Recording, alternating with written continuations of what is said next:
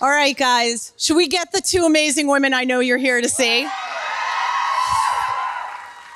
The first one is the quiet legend behind the scenes, one of the reasons this show is even here today, executive producer Maril Davis.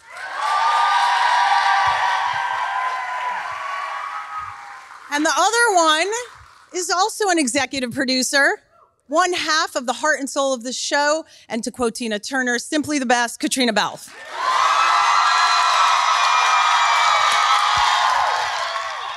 Oh, Tina. Okay, guys, you've been working together now for almost 10 years. Tell us about your friendship, your relationship. What's your favorite thing about working together? Do you like each other? I can't stand Caitriona. What is your favorite thing about working with me, Maril? It's so funny. I mean, we were talking about this last night that Caitriona got cast on my birthday, her cast-iversary. It's the 11th of... Is it 11/11? Right now? Yes. Right now, everybody make a wish. I mean, we've been working together for so long. I mean, some of the things I love about Caitriona, one, best laugh in the industry. I mean, just when she laughs, I want to laugh. She's so smart and collaborative and just so much fun and so talented. We were just talking last night, and I was just saying that, you know, this is such a tour de force this season for her.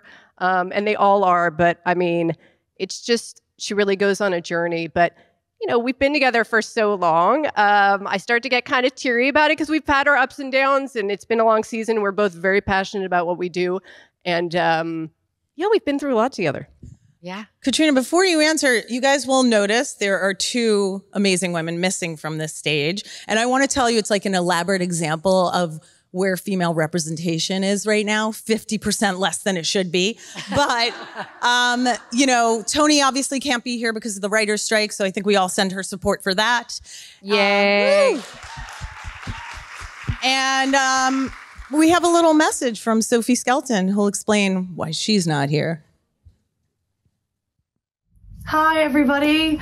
I hope that you are having a wonderful time in Austin and a wonderful time with the incredible ladies before you, the women of Outlander. I'm really sorry not to be there today after some flight cancellations and some more flight issues. I couldn't make it, but we did everything we could, and I'm super sorry to be missing it. But you're in wonderful hands. I hope you have a fantastic time championing the women on and off the screen of Outlander, the incredible characters that we have created, and the incredible women that you see before you. Take it away, Resh, and loads of love to all. I hope to see you all soon. Thank you for your support and enjoy season 7. Bye. Aww. She was really sad. I can assure you there are more than 2 women working on Outlander. Yes. So well, back to your love letter to Maril here. Yes. Well, the thing is, I think Maril and I have become really good friends. And, you know, from the very beginning, Maril was like my go-to sounding board. You know, I was so green and I was so inexperienced, and she was such an ally and such a support in like the very beginning. And we used to go running together. We thought we were running about 5K until someone told us it was about 2. You know, and I think over the years, Maril's been very encouraging about me progressing. And you know, as she said, we're both really passionate, and it's so lovely to be able to have somebody where you can go toe to toe. We don't always agree, but at the end of the day, we know that we've got the show's best interest at heart, and we also are friends.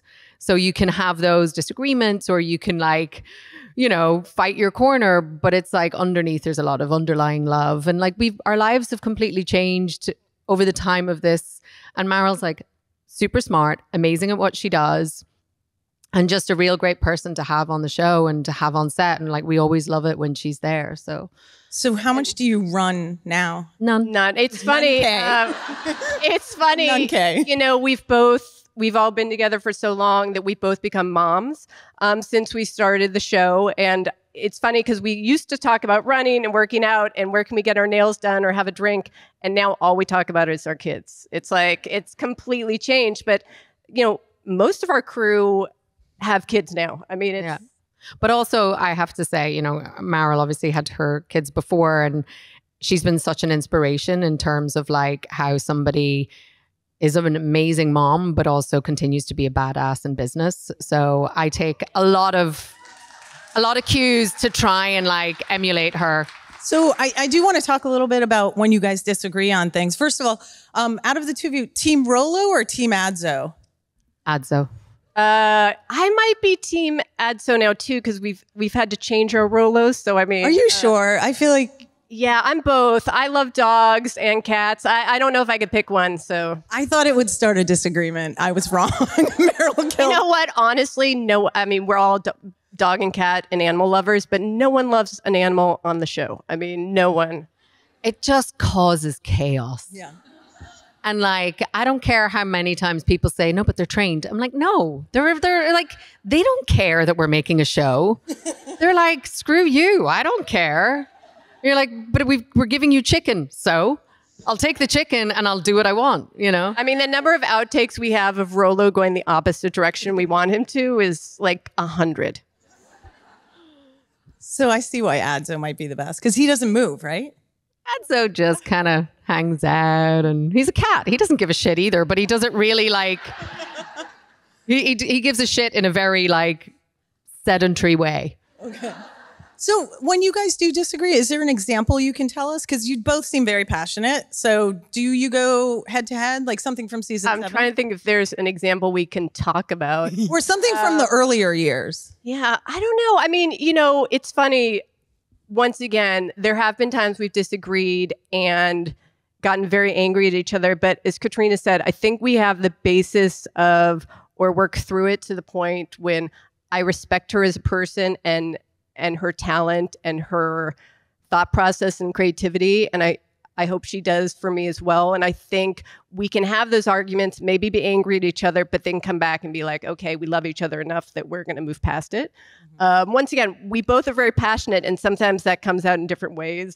You know, I think a lot of the time, like if it happens on set where we have a disagreement, it's sort of, it's like we fight our corner, and I'd be like, no, but I think this, and Maril will be like, but it's because of this and because of this. And then usually we get to a point where we're like, right, we'll do one of each.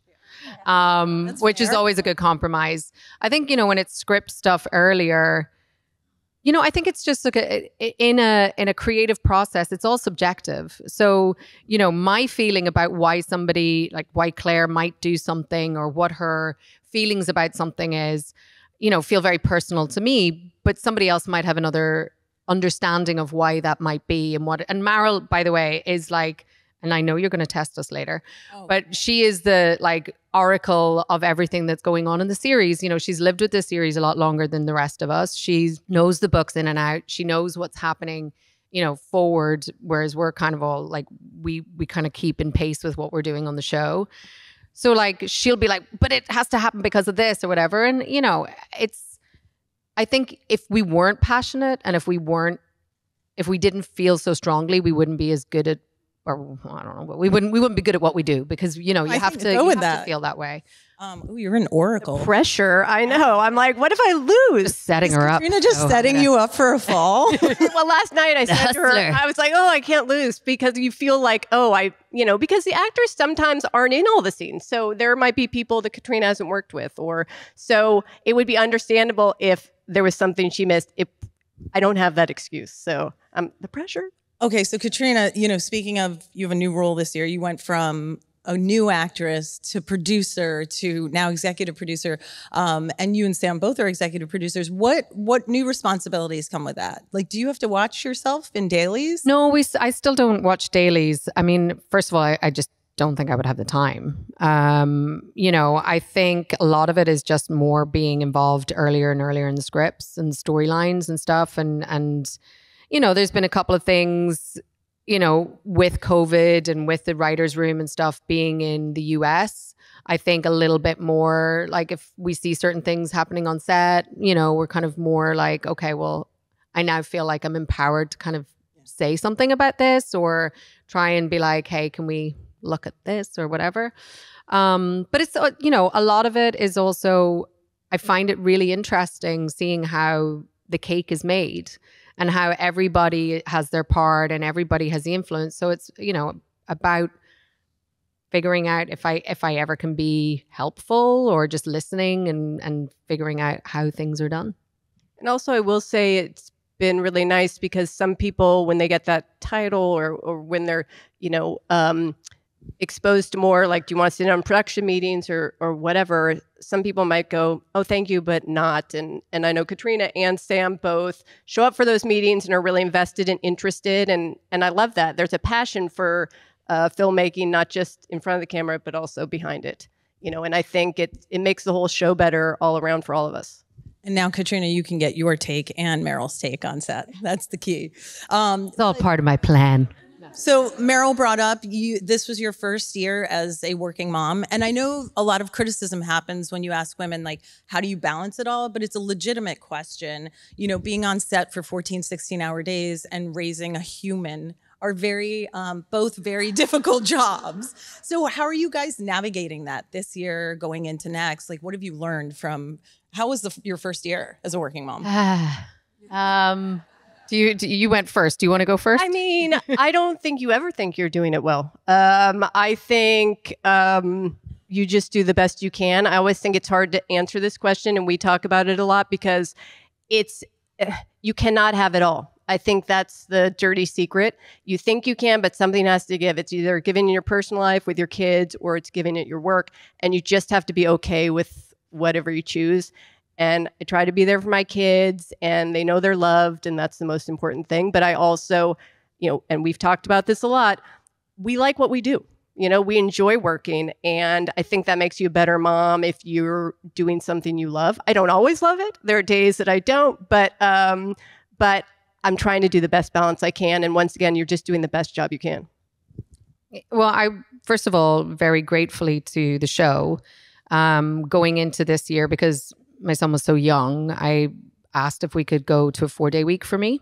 And that was something that they were very, very considerate, and they managed to work out, and they've scheduled it that way. So I either work Monday to Thursday usually, or Tuesday to Friday. And that way I have a nanny 4 days a week then. So she covers when I'm at work. But my time is like, you know, you realize that, it's hard. I'm usually gone before he wakes up in the morning. And we've also, another thing we did this year, which is we do continuous days. So instead of taking an hour for lunch, people just eat on the go. But what it means is we all get home an hour earlier.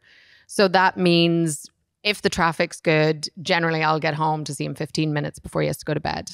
Doesn't happen all the time, but it makes a huge difference. And, you know, at his age, 4 days a week to only see him that a day it's hard. But, you know, a lot of moms and dads work very long hours, and these are the kind of things you struggle with. You know, and I feel very grateful that I'm in a very fortunate position that I was able to do the things that I've done. But, you know, it's like those other 3 days, which used to be my rest days, my learning my lines days, I'll do, you know, a little whatever. Those are full on mom days. And like they're his days now.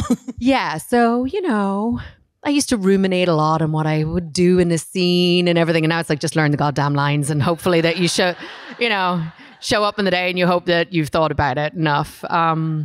And that's the hard thing, you know. It's like wanting to progress in terms of like being a producer and all of those things and being on top of stuff. It's like you just, you know, you're trying to make sure that you've read a draft. You're trying to make sure that you get notes in before it's too late, you know, but you're also trying to make sure that, you know, and, you know, kids are sick all the bloody time. And there's sometimes you're like, oh, well, I'll do that when he naps, and then doesn't nap, or, you know, it's so...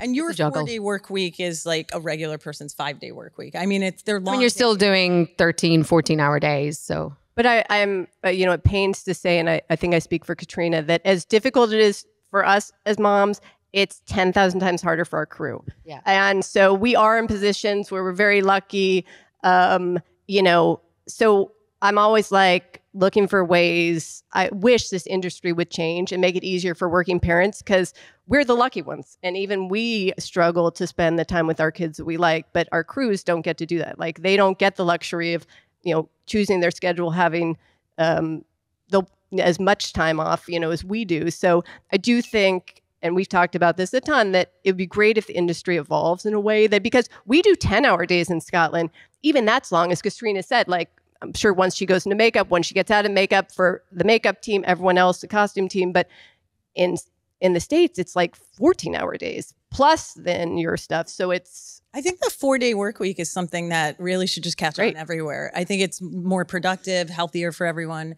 So Maril, one thing is, I think we know behind the scenes, it's a very male-driven industry, like a lot. But this year, you guys, this season, you have 6 women directors for the first 6 episodes. Can you talk a little bit about that? Yeah.